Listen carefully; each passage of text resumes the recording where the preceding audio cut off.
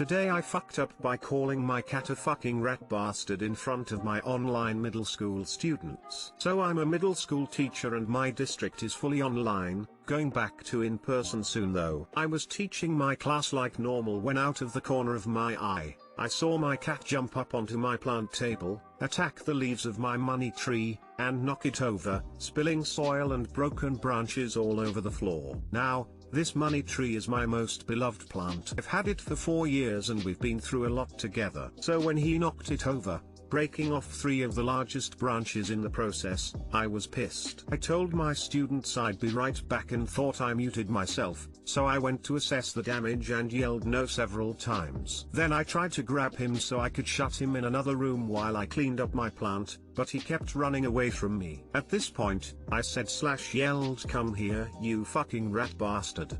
A nickname sometimes said endearingly, although not at this particular moment. After successfully shutting him in another room and quickly trying to salvage the remains of my beloved money tree, I went back to my computer to see the following messages from students in my Zoom chat. "You're not muted, that was wild, OMG misses, we can hear you, etc." Let's just say I had some apologizing/explaining to do after that fuck up. Let's hope I still have a job tomorrow. Too long didn't read. My cat knocked over my beloved plant in the middle of my teaching online, and I thought I was muted when I yelled off camera, "You fucking rat bastard."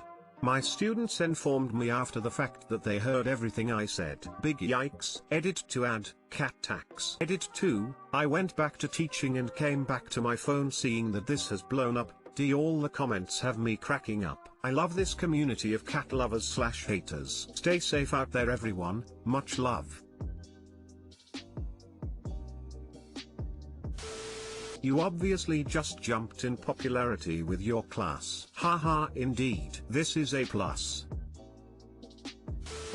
Lol. Yesterday I was in an online course, university, and the teacher also called his cat a motherfucker. I nearly spit my coffee onto my laptop. You must not have a cat then. Some little motherfuckers.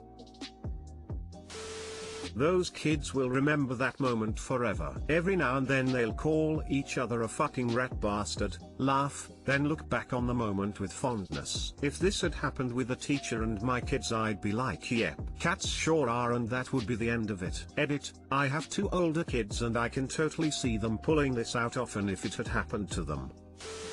This would have immediately made you my favorite teacher. Those kids, and honestly any potential parents listening in, were probably wetting themselves laughing. Except those super hardcore no cursing allowed types of parents that will file a complaint and try and get the teacher in trouble. PLS show rat bastard. I'll have you know his full name is fucking rat bastard. Today I fucked up by loving my wife. We had a wonderful evening together. Had some drinks and played video games until the early am, way past either of our limits and either of our bedtimes. We topped the evening off with some marital bedtime bliss and fell asleep holding each other. And I very nearly never woke up. I am a person with environmental allergies. I had never before experienced anything as severe as anaphylaxis, but the allergies have undoubtedly gotten worse as I age even with medication. My wife, meanwhile, is a person with chronic pains. Her physical therapist had recently sold her a topical pain salve made from all natural resources. On the night in question, my wife had applied the salve to her sore neck hours before I fell asleep with my face cradled there. This pain salve, as it turns out, is a simple mix of poplar buds and honey. I am very allergic to poplar. Sedated by the wine and extreme fatigue of a late night, my body slept through the early warning signs. By the time I woke up, I was covered head to toes in hives and struggling to steal gasps of air. My fingers and toes were completely numb. Nothing made sense to me. I'm very happy to report that the medications I have on hand curbed the attack, but another hour asleep might have done me in, or at the very least sent me to the ER. Wifey threw away the salve. God, I love her. Too long didn't read. Amazing date night with my wife almost ended in fatality when I passed out in a puddle of allergen and nearly experienced my first episode of full-on anaphylaxis. Wife continues to be amazing woman worthy of love and adoration.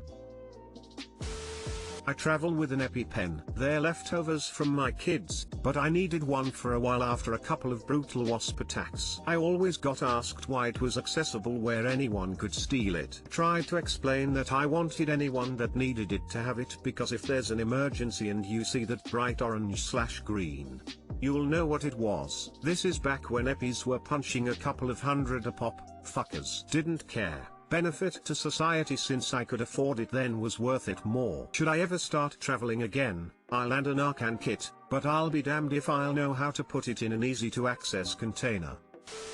Just because something is natural doesn't necessarily mean it's good for you. I found out I had gotten allergic to apples when I ate one when I was out on a hike in the middle of nowhere. By the time I got to a pharmacy, my throat was so swollen that my uvula, the thing that hangs down in the back of your throat, was touching both sides, and I could only breathe because it still flapped back and forwards a bit. My actual worst fear. I'm glad you are okay. I had zero allergies as a child, so developed no habits of caution. Now I'm developing allergies so quickly I'm afraid of foods that have never hurt me before. I swear one day I'll eat a banana and be dead before I know what's happening. Skull. This is also why access to an EpiPen is vital. The people I know who really need one either _don_t_ have one because it's expensive, or have a super old expired one because it's expensive. You/Shibot better suggested an affordable option.